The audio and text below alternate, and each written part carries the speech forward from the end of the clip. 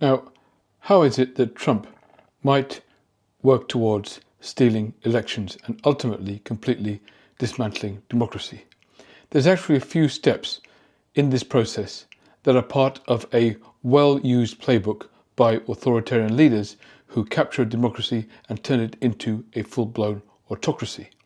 Trump is certainly well on his way to this, and we're going to explore the various steps he's taking in this video. Now, one thing that people sometimes mistake is the idea that Trump will simply get to the point where he cancels elections. Perhaps he'll declare martial law and elections will then be outlawed from that point. I don't personally think that is going to happen. That is too draconian a move and too likely to evoke the kind of backlash that could overwhelm him. He has been dabbling a little bit with trying to change military generals, firing some, replacing others, putting loyalists in key positions, but actually taking the step of declaring martial law is such a severe and extreme one that I think there would be backlash both within and without the military, as well as an uprising across the country. And besides, that's not usually how authoritarians work. If you look at dictatorships around the world and throughout history, they don't do it by cancelling elections, declaring martial law, and just ceasing all pretense at democracy. No, what they actually do is pretend that there are elections. They pretend there's a democracy still going on. So people have at least the illusion of freedom, even if everybody knows fundamentally that that is basically just an illusion. So look throughout history, for example, at the USSR, the Soviet Union, they actually had regular elections. Now, all those elections, of course, were completely rigged because the General Secretary of the Communist Party happened to win 90-odd% of the vote every single time. Whether it's Stalin or Brezhnev or Khrushchev or whoever it is, repeatedly they always won a huge majority of the vote, something that would never ever happen in an actual free and fair election. But that's how they continued this farce. Look at, more recently, Bashar al-Assad of Syria. The last time he stood for election, he apparently got over 90% of the vote. And the hilarious thing is he actually drank his own Kool-Aid, because I saw an interview with an old friend of his who visited him soon after the vote, and he said that he was shocked at Assad's response, saying that people love me, they really love me. He actually believed it himself, even though people were brutalized and the vote was rigged completely. He lulled himself into a belief that that's what people actually think of him. Gaddafi used to do the same. If you remember, before he was brutally murdered by his own people, he actually used to say, the people love me, of course they love me, they're not going to rise up against me. So the other thing that happens is that these dictators start to believe the rubbish that they manufacture themselves, and the idea of there being free and fair elections when there aren't any. If you remember Putin, the time before last when he won an election, he actually had tears in his eyes, rolling down his cheeks just before his acceptance speech. Because again, he starts to believe the world that he manufactures, the idea that the public love them, is something they need to believe, even if they actually know deep down inside it's a vote and a result that they engineered.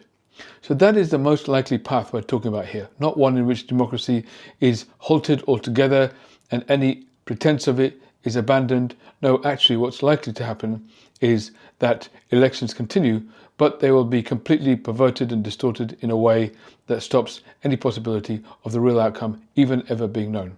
So there's 4 steps involved in creating that scenario. The first step is incarcerating your enemies, or at least in some way disqualifying them from running for office. Now, Trump has joked about running for a 3rd term, but then subsequently he said that he's not joking. So if he is moving in that direction, which seems increasingly like he is, because remember, authoritarians don't ever give up power voluntarily, look out for his actions in this first step. The second step is finding a way to rig the tabulation of the vote, finding a way to make sure that the accurate vote cannot be counted. The third step is having a clear process to disappear people who rise up in resistance against that result. So a clear process where opposition is squashed and removed at source. And the fourth thing is having a cabinet and a cabal of sycophants surrounding him who are so craven that even though they see the gross injustice and the inhumane behavior and actions going on around them, they will say nothing about it. So those are the 4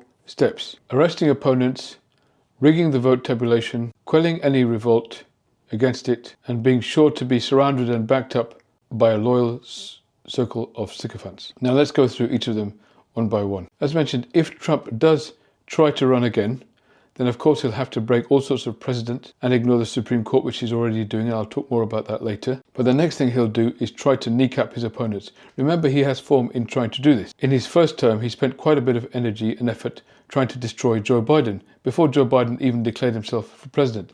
But Trump was already preoccupied with that, trying to kneecap him by blackmailing Zelensky and trying to get dirt on Hunter Biden about Ukraine.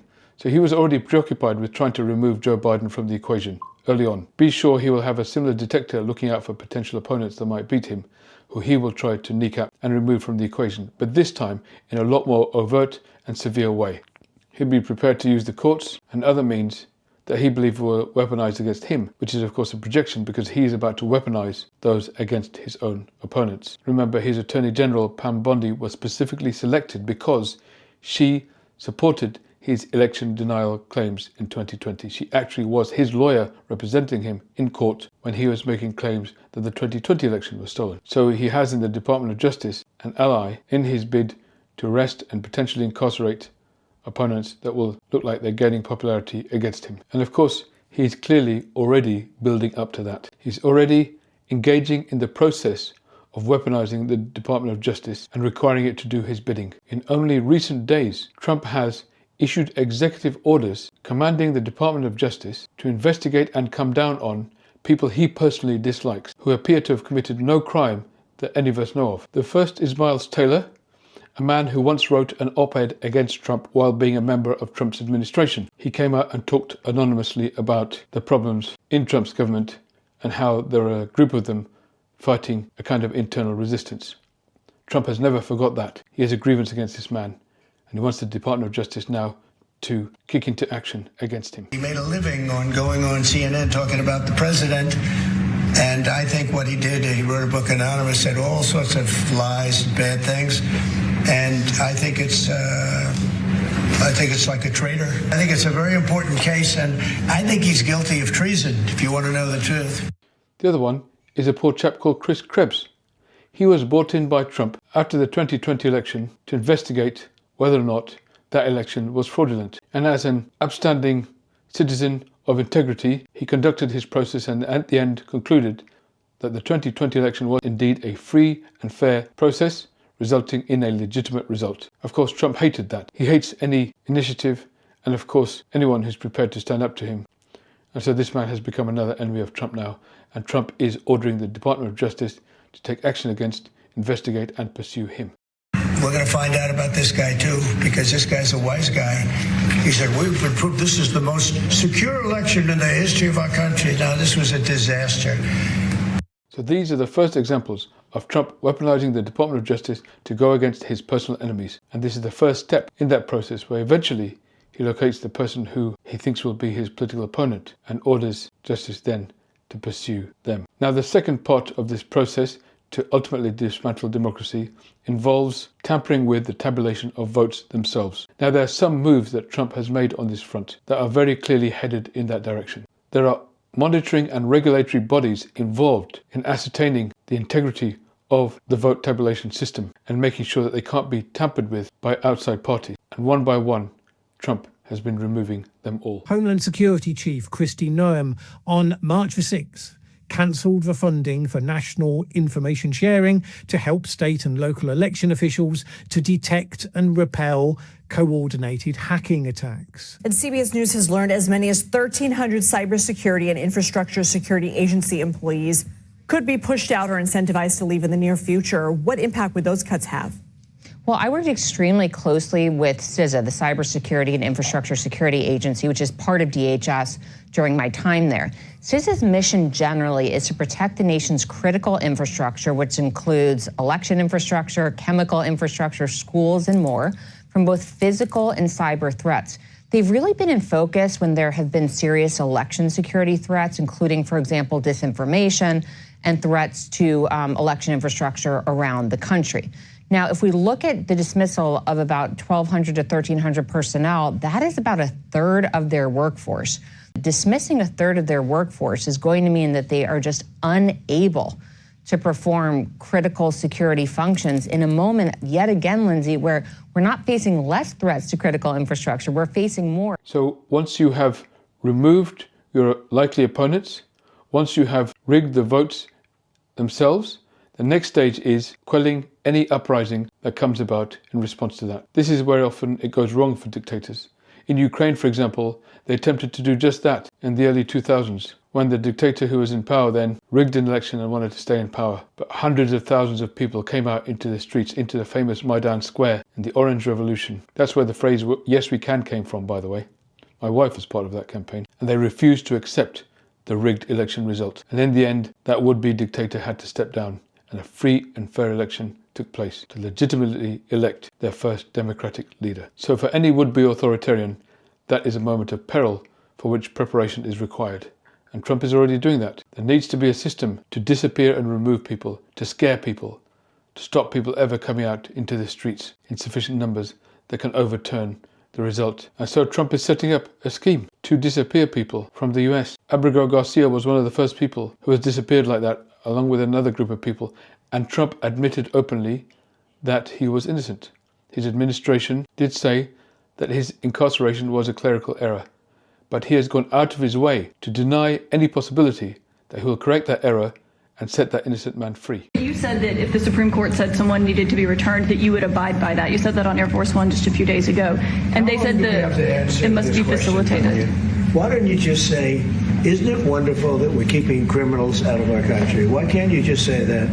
Why do you go over and over? And that's why nobody watches you anymore. Can President Bukele weigh in on this? Do you plan to return him? How can I smuggle a terrorist into the United States? I don't have the power to return him to the United States. He's just not interested. And you see, by doing this, he sets a precedent. He shows that what I can do is incarcerate anybody I like whenever I want. And I don't even need to give a reason. And in so doing, he has openly defied the Supreme Court, who in a unanimous verdict said that this man should be returned to the United States and should be given due process and not just incarcerated without any form of hearing or evidence presented by anyone. Here's what they said. The government's argument, moreover, implies that it could deport and incarcerate any person, including US citizens, without legal consequence, so long as it does so before a court can intervene. So the Supreme Court has been very canny here.